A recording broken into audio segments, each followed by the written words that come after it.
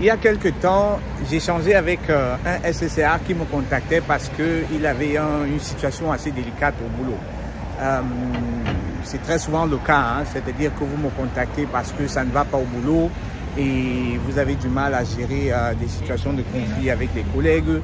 Et voilà, j'ai toujours le plaisir, hein, c'est toujours un réel plaisir pour moi de vous accompagner et de vous donner de nouvelles perspectives, des nouvelles façons d'appréhender la situation, d'aborder, d'approcher le problème. Hein.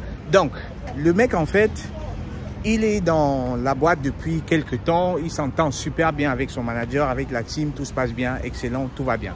Sauf qu'il y a des changements, hein, c'est-à-dire qu'il y a beaucoup de collègues qui partent, et puis il faut restructurer la team et il se trouve que lui, on va le restructurer en l'envoyant dans une autre team, hein, en renfort. Et l'idée, c'est qu'il aille là-bas juste pour prêter main forte. Hein.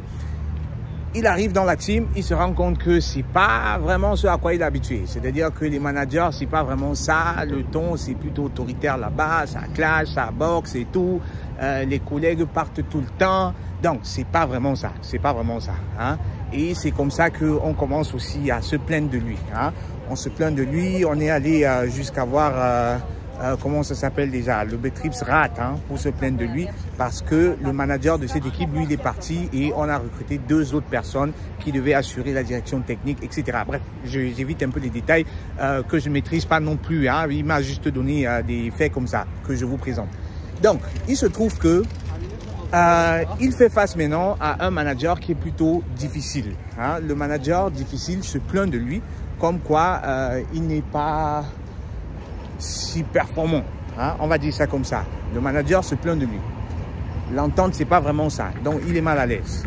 Donc, il m'appelle parce qu'il veut savoir, est-ce que, Constantin, je dois rester dans cette team où ça ne va pas, où je suis pas à l'aise, ou alors je dois repartir dans mon ancienne team. Hein? Est-ce que je dois tout faire pour rentrer chez mon ancien manager d'ailleurs, qui lui aussi a quitté l'entreprise? Est-ce que je dois tout faire pour repartir chez l'ancien manager? Et moi, je lui dis, écoute, tu es au début de ta carrière. Tu es au début de ta carrière et généralement, au début de la carrière, c'est pas toujours un fleuve tranquille. Hein? C'est-à-dire que on fait face à des collègues qui sont délicats, à des collègues difficiles. Et moi, par expérience, je peux te dire, cher ami, cher SSR, ne fuis pas ces situations. Ce sont des situations qu'il te revient de gérer. Plutôt que de fuir, essaye de gérer. Et le manager difficile a forcément ses raisons, hein, d'être difficile avec toi. Essaye de voir les choses dans la perspective du manager. Certes, personne n'aime les critiques sur les performances, hein, surtout quand on estime soi-même qu'on est performant. Personne n'aime cela. Sauf que généralement, il y a une part de vérité. Hein. Un manager ne peut pas se plaindre pour rien. Moi aussi, j'ai été manager. Raison pour laquelle j'essaye toujours de comprendre la perspective des managers. Un manager ne peut pas critiquer votre travail juste parce qu'il veut critiquer. Il y a toujours une part de vérité. Et très souvent, si vous entrez dans une dynamique de confrontation, ça ne va pas bien se tourner pour vous. C'est vrai, on peut généralement se séparer du manager, mais ça, c'est dans des cas où la majorité de la team ou alors toute la team va se plaindre du manager. Là, on va essayer de se séparer du manager. Mais si c'est un cas isolé, c'est-à-dire que c'est vous qui n'êtes pas en bon terme avec le manager, je ne vous conseille pas d'aller en confrontation. Essayez plutôt de gérer la situation. Et pour gérer la situation, très souvent, ce que je vous recommande, c'est de comprendre la perspective du manager. Comment vous faites cela? Discuter clairement avec le manager. Première des choses pour éviter la confrontation, remercier le manager pour son avis. Remercier le manager. Merci de m'avoir fait part de ton avis. Hein. Merci de m'avoir parlé de tes préoccupations. Merci de m'avoir fait comprendre ce que tu n'aimais pas dans mon travail, etc. Faites cela avec le manager, ça va désarmer le conflit. Hein. Et une fois que vous avez fait cela, demandez concrètement qu'est-ce que je devrais faire pour m'améliorer. Essayez d'avoir le manager de votre côté plutôt que contre vous. Parce que même les managers qui, pour des raisons X ou Y, hein, ne vous aiment pas, toutefois que vous voulez faire d'eux des alliés à savoir, vous leur demandez des conseils pour vous améliorer, ils n'auront pas de choix que de vous donner des astuces pour vous améliorer. Et ils vont se sentir flattés. Pourquoi? Parce que vous leur montrez du respect, vous leur montrez que vous considérez leur avis. Généralement, les clashs viennent du fait que vous ne considérez pas ce qu'ils ont à vous dire. Hein? Et directement, ils sont...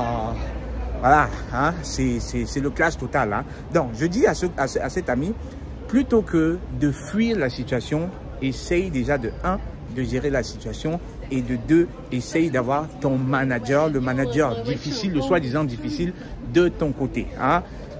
Et il a beaucoup apprécié ce conseil parce qu'il était convaincu que c'était juste les problèmes qu'on lui cherchait, on ne l'aimait pas, etc.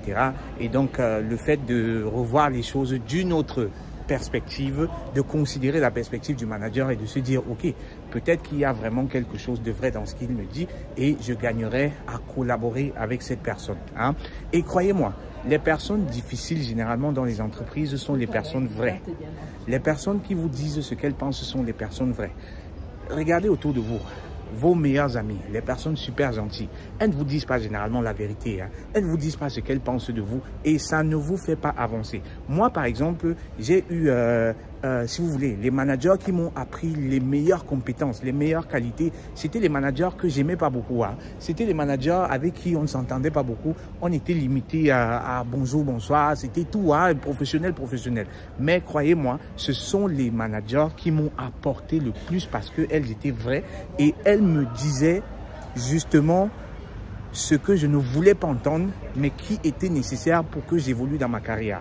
Ce sont les managers qui me disaient ce qui me manquait. Hein. C'est-à-dire que vous n'avez pas besoin d'être en bon terme avec tout le monde si ces personnes-là ne vont pas vous faire avancer dans votre carrière. Parce que c'est ça, si vous avez décidé que vous allez avancer dans votre carrière, c'est que vous avez besoin de compléter ce qui vous manque. Hein? Et très souvent, ce qui vous manque, c'est ces choses-là qu'on va critiquer. Hein? Un exemple, hein? Un de mes managers m'avait dit, écoute Constantin, you can't be everyone's darling. Hein? Et j'ai retenu cela m'a beaucoup marqué parce que je suis plutôt soft, hein? C'est-à-dire très facile à vivre et tout. Mais il m'avait dit, écoute, ne cherche pas toujours l'harmonie avec tout le monde. Ne cherche pas à mettre tout le monde d'accord. Ne cherche pas à plaire à tout le monde parce que c'est ça ton souci. Hein? Tu es quelqu'un de sympa, tu es quelqu'un de pertinent, tu es quelqu'un de très performant. Mais ce qui te manque, c'est le fait, you want to be everyone's darling. Stop that. Arrête ça. Et au départ, je me disais, bon, qu'est-ce qu'il raconte celui-là, tu vois? C'est bien d'être gentil, c'est bien d'être sympa. Hein? Mais je me suis rendu compte que c'est l'élément qui me manquait dans ma gestion des situations, dans ma gestion des humains. Et ayant pris ce conseil à cœur, ayant implémenté les astuces qu'il me donnait, je l'ai remercié, je lui ai dit, écoute, merci pour ton avis. Et croyez-moi, ça m'a apporté beaucoup plus que les compliments qu'on me faisait. Vous avez beaucoup plus besoin des critiques que des compliments. En fait, c'est ce que j'ai envie de dire. C'est ce que vous devriez retenir de cette vidéo. Vous avez plus besoin des critiques que des compliments.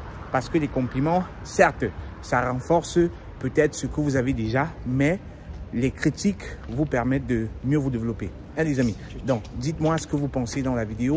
Comment est-ce que vous gérez ce genre de situation au niveau du boulot? Et si vous avez des cas délicats qui vont dans ce sens, si vous avez des situations qui vous embêtent au boulot et vous avez besoin d'un avis externe, contactez-moi. C'est avec plaisir que je vais vous apporter 1, 2, 3 conseils. Je vais vous apporter de nouvelles perspectives qui vont vous permettre d'évoluer et vous hisser au sommet de votre carrière professionnelle. J'ai fait cette vidéo de Budapest en congé. Portez-vous bien. Si vous êtes en congé, profitez bien. C'était Constantin. Ciao.